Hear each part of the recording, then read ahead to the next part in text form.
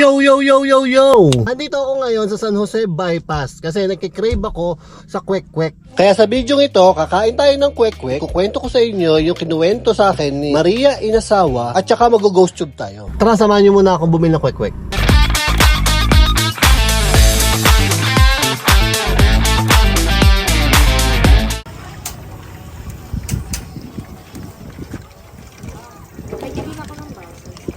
Dalawa ng maliit. Ano kung maliit? Sarap po.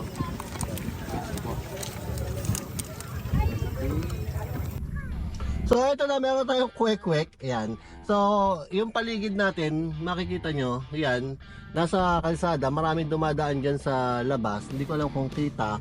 So hindi ko nasasayangin yung oras nyo, no? Tuturo ko sa inyo kung paano maglagay ng ghost dito sa kwek-kwek. Lalagyan natin ng ghost pepper yung kwek-kwek.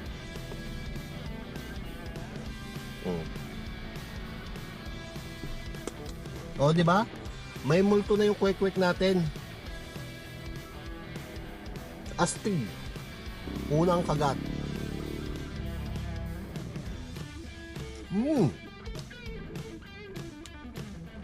Aanghang. Sarap ng itlog. Sarap ng itlog ni Kuya. Kaya nakuha na ako kung gaano ka gwapo si Kuya ang magkukwek-kwek.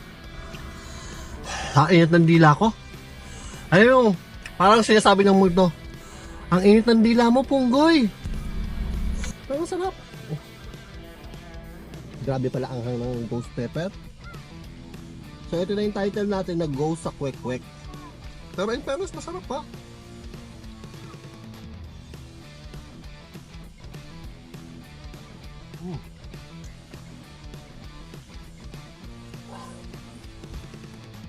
Siyempre hindi lang puro pagkain Siyempre hindi lang puro pagkain dala ko dito, no? Ha? Ito lang. Inom lang ako.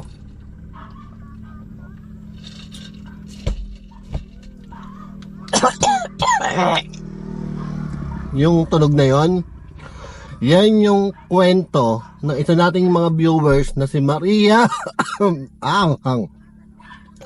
na si Maria Inasawa. Oo. Doon daw sa bahay na tinitira nila ngayon. Bagong bili daw niya eh. Yaman ni Maria Inasawa. Ano kaya trabaho niya? Meron daw siyang naaanghang talaga. Doon daw sa bahay na tinitira niya ngayon, merong multo. Oo, tuwing gabi na natutulog siya, merong gumigising may gumigising sa kanya na tunog. Oo, parang bumubulong sa tenga niya. Ganon, parang nabibilaukan ba? Dahil yan sa itlog. Yung storya ay nagmula daw sa itlog.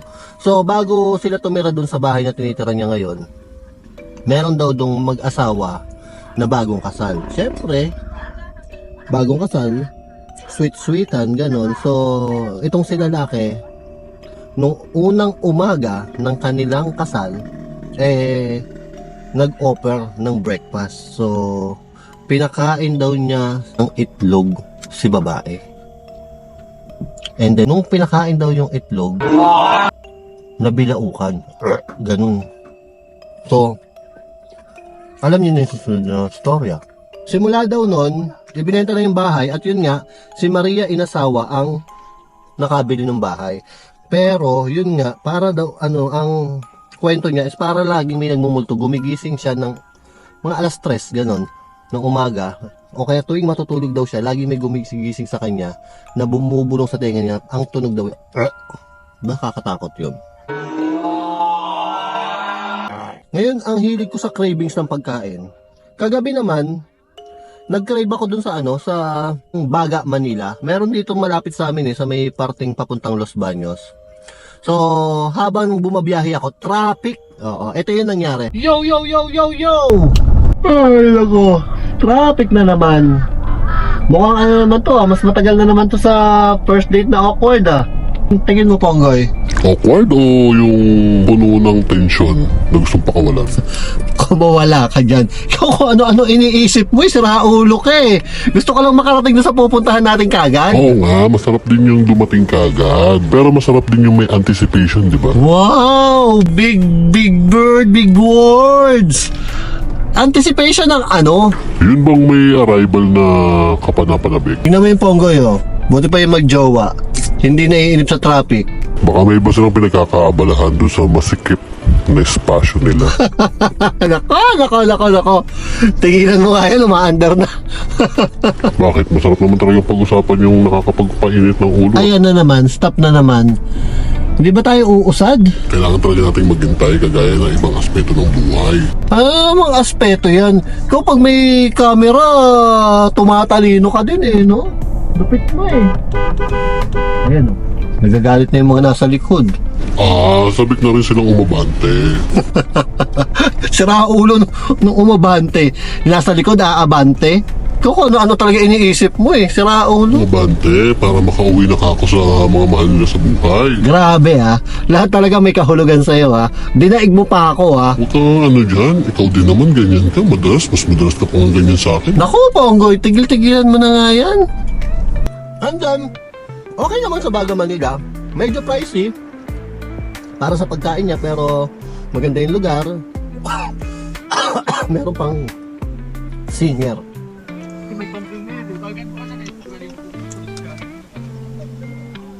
Ang nagustuhan ko doon, syempre parang medyo common na yung mga ibang pagkain. Nagustuhan ko doon yung Turkish na pagkain, parang beef yata yun. Tsaka yung ano yun? Vietnamese. Oo. Mahilig ako sa Vietnamese eh.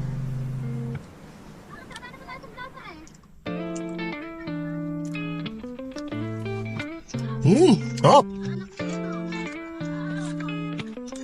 Alam mo yung pag nagkikrave kasi isang bagay, parang sabik na sabik kang kainin o sabik na sabik kang gawin basta kung ano man yung kinikrave mo, di ba?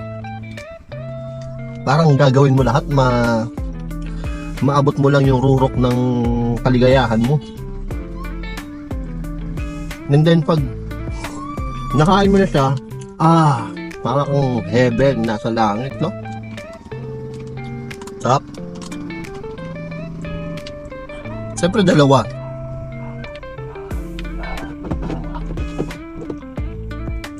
So ito yung ghost natin sa kwek-kwek.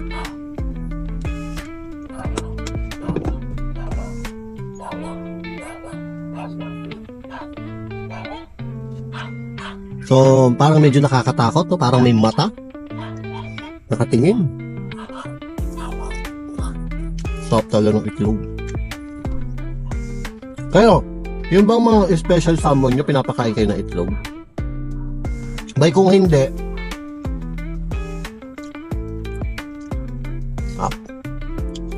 umpisahan nyo na. Sabi sa mga kasabihan, yan daw ay pampatagal ng relasyon. Yung papakainin mo yung jowa mo ng itlog. Bibili pa nga ako, susubukan ko.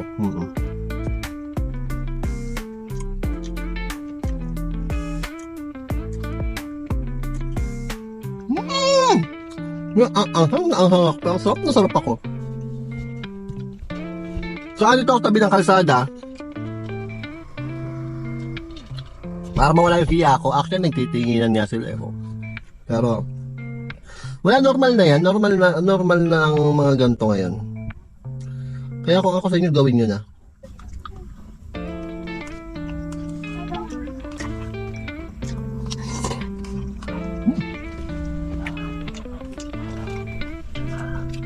Sa totoo lang, bitin pa ako sa pagkain eh. Meron pa akong isa na nakitang nag-crave talaga ako. Ito, inihaw na mais. So kung akala nyo nabubusog na ako dun sa kwek-kwek lang, doon kayo nagkamali.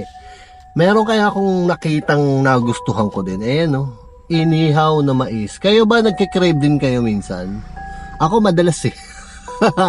Madalas ako nagkikrave. Tingnan mo naman. Diba? Ang laki. Makintab. Parang ang sarap isubo.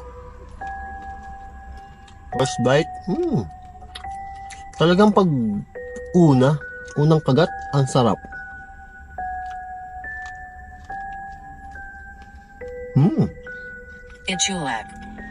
So kasama lang si Ghost Tube, may sinabi na kagad siya, itulak.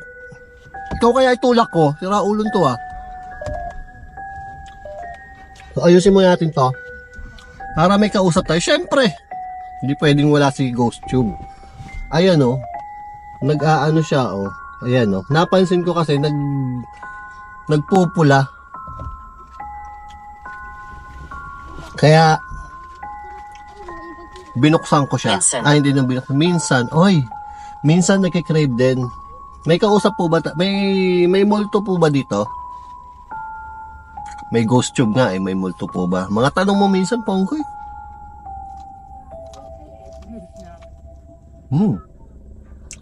Mabibira ako Baby nakakatikim nito. ko, iwan mo na.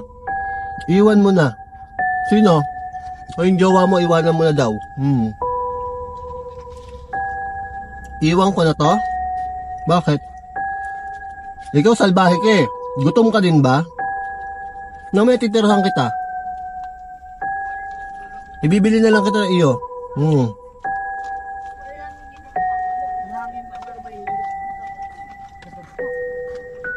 Ikaw sa family ako. Yung jowa mo, iwanan mo na daw. Tulungan mo ako. Tulungan, ano po may tutulong ko sa inyo?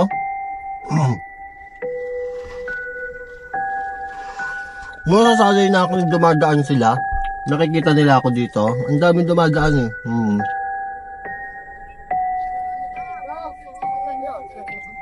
Kumbaga kumakapal na yung mukha ko. Alam ko matigas mukha ko eh. Pero yung kapal ng mukha ko kulang Galit. pa eh. Galit? Sinong galit?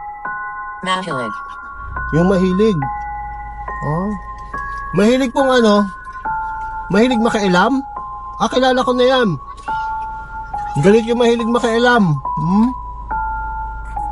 Kayo, may kilala ba kayo mahilig makailam? Comment nyo dyan sa baba.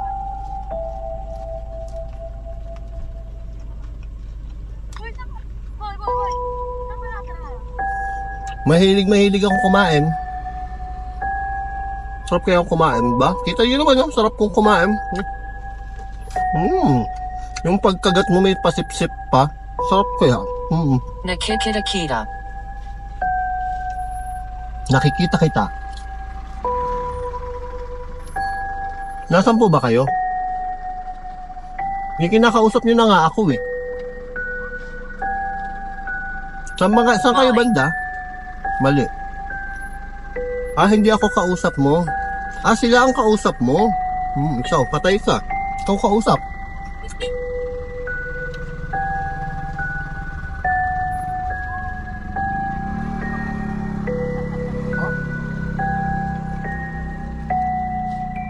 Nag-iisip ako ng ano eh. Kwento sa mais, wala akong maisip. Oo. Kung may kwento kayong kababalaghan tungkol sa mais, comment nyo dyan sa baba. Baka ano natin yan, kukwento natin yan next video. Oo. Ang kaibahan kasi ng ganito, sa pag-explore, yung nasa tabing kalsada ka. Hindi ba kalimitan kasi kami, naghahanap kami ng lugar na walang tao. Doon kami nagpupunta at doon kami nagbablog. Ngayon, ang kaibahan ng ginagawa ko, yung takot, parang nahihiya. Yung takot na pagtatawanan ka, ganon. Yun yung rejection ba? Fear of rejection o English. Yan. Yun yung na-overcome ko ngayon. Wala naman silang pakialam eh, oh. May tao dito sa tabi ko. Nasa kabilang kalsada, hindi naman... Wala lang, diretso lang sila. Normal lang. Akala namin nakakain na kayo.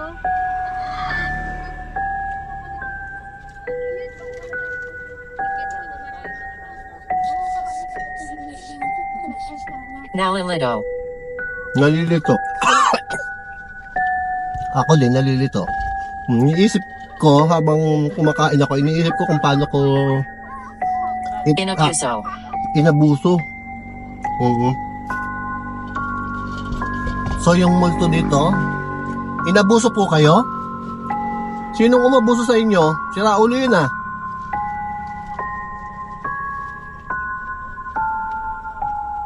Kayo po ba pinag-uusapan natin o ako? Minsan tumikim kayo ito. Tulala. Tulala. May nakatingin yata sa atin. Tulala. Kailangan ko ito. Kailangan mong alin? Ano pong kailangan nyo?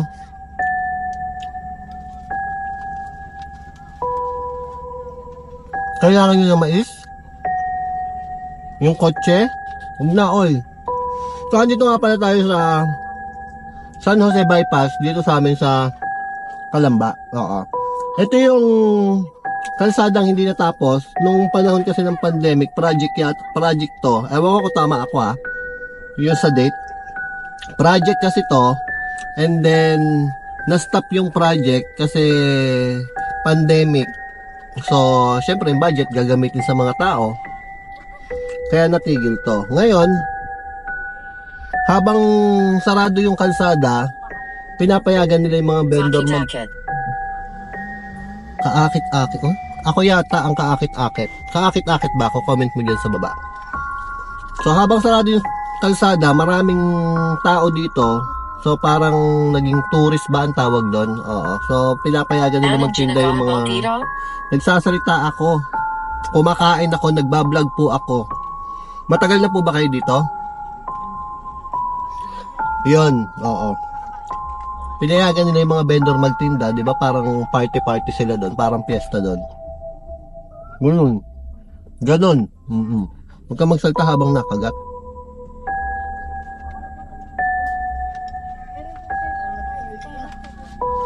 Puntahan to ng mga... Nakita. Hindi man malapit.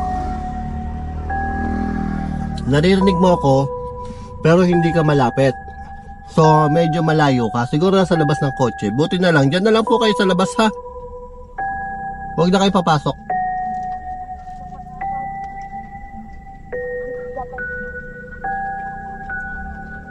Ayaw kita dito. Doon ka lang sa labas. Hindi naman tayo magkakilala. Ano po bang pangalan nyo?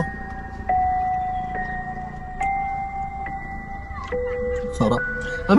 Isa sa mga paborito ko to. Inihaw na mais. Oo.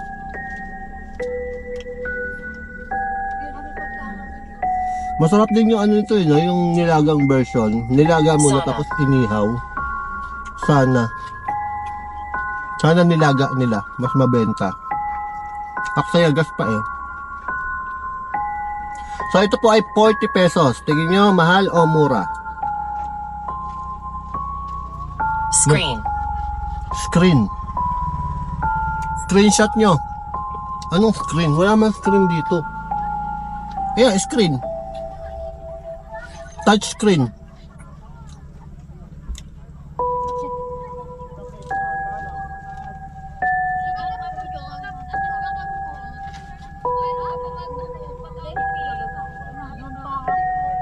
Nahuhulog.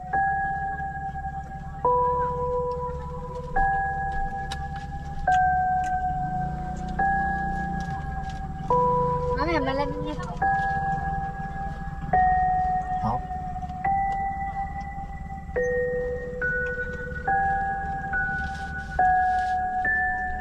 Wala naman po ako nakikitang screen dito.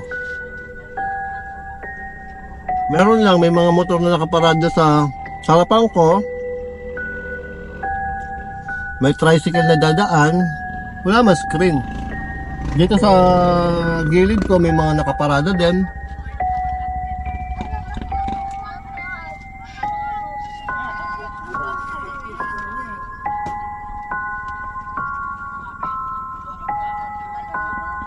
Wala, tumahimik na siya.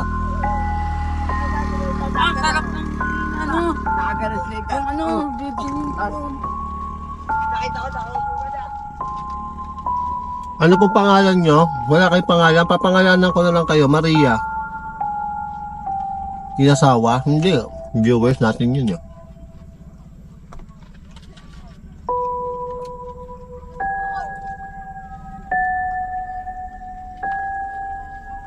Kinakain nyo rin ba to? Yung...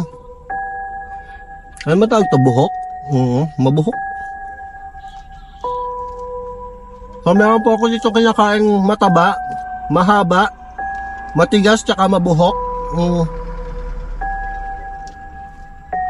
Gusto niyo po ba?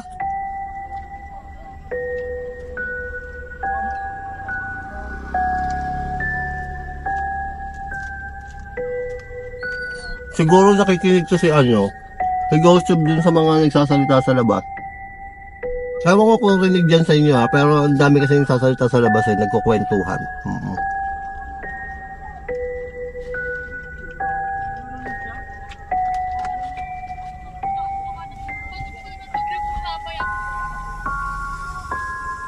Ibang Cordo. Ibang kwarto. Kamalayan. Kamalayan. So, nasa ibang kwarto, Kamalayan. Wala naman pong bahay dito. Ang layo po ng bahay, oh.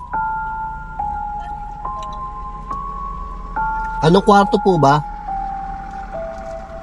So, ba nasa kwarto ka? Sino tao sa kabilang kwarto nyo? Sumabit sa ngipin ko.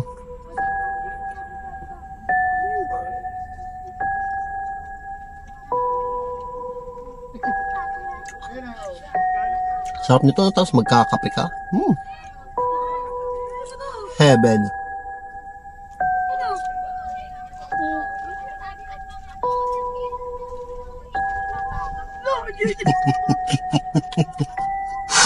Nawawala sa isip ko na may camera sa harap ko na nandiyan pala kayo eh, no?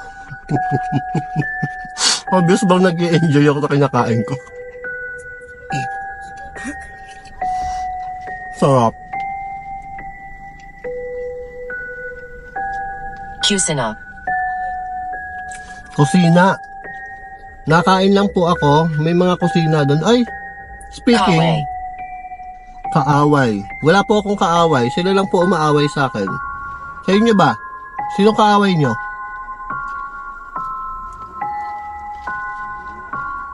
Speaking kusina, yung ibang vendor, parang may kusina, nagtatayo na sila ng portable na kusina nila.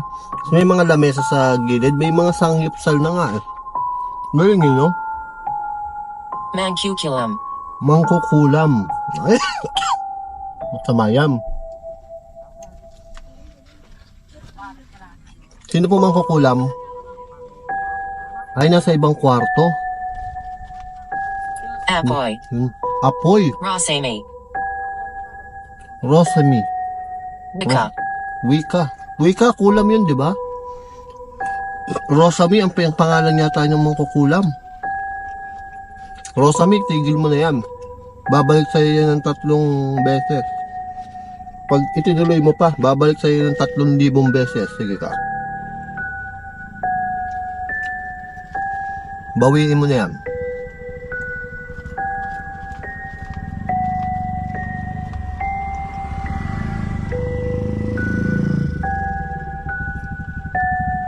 Get well soon nga pala sa'yo. Alam mo na kung sino ka.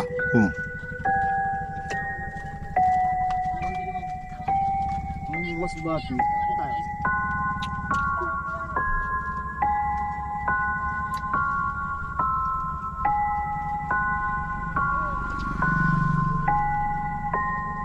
Hap.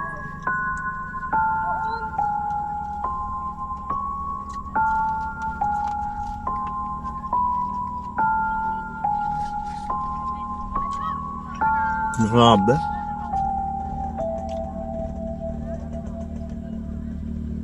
Bukod sa mais, comment nyo dyan sa baba kung anong pagkain ang katulad nito. Makintab, mataba, mahaba, at matigas. Portrait. Portrait. Wala pong portrait dito. Meron po sa wallet ko, ang gwapo. Naka-passport. Portrait ba ang passport? Ah, hindi naka-portrait siya. Nakatayong ganito. Portrait yan, di ba?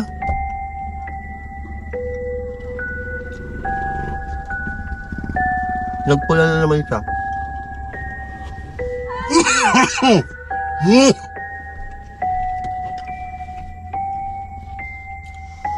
Uso ngayon ng ubo. Kasi umiinit, lumalamig. Parang utak ng babae. Sala sa init, sala sa lamig.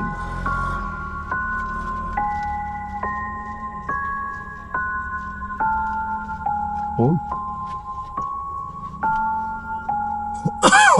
Santeo. Nandito po tayo sa San Jose Bypass. Maraming tao dito, di ba? Saka ba galing? Hindi ka ba taga rito?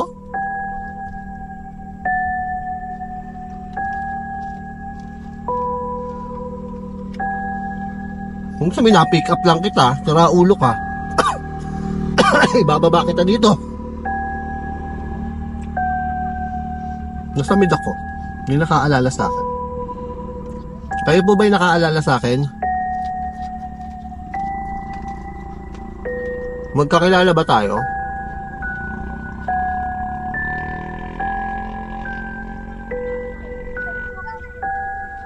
Huh? Bakit saya nandito? Sino? Ako lang dito para mag-vlog. Sino siya? Tonggoy? Nandito yan para usisain ka.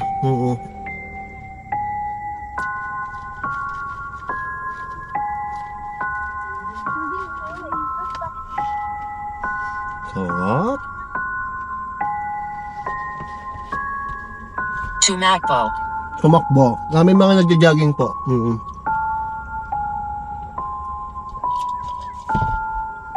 Marami nagja-jogging dito. Pankukulam. Pangkukulam. Kanina mangkukulam, ngayon pangkukulam. Sana yung pangkukulam nyo, gamitin nyo po sa kabutihan, no? Huwag sa kasamaan. Yung ubo ko? Pangkukulam? Anong pwedeng gawin, guys? Comment nyo dyan sa baba. Ano lang? Di ba pwedeng gawin pag nakukulam ka? Paano mo mapapahinto? Paano mo sasalagin? Paano mo kukontrahin? Paano mo ibabalik? Anong pinakamagandang gawin?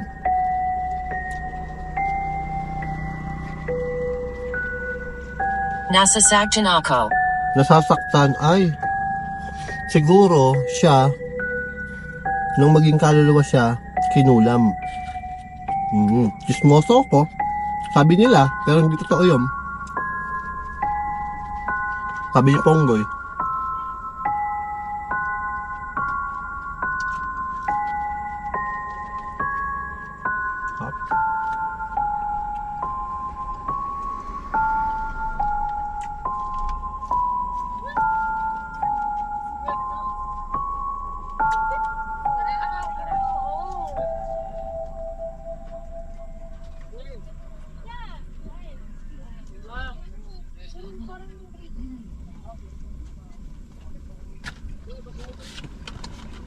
Busog. Hop.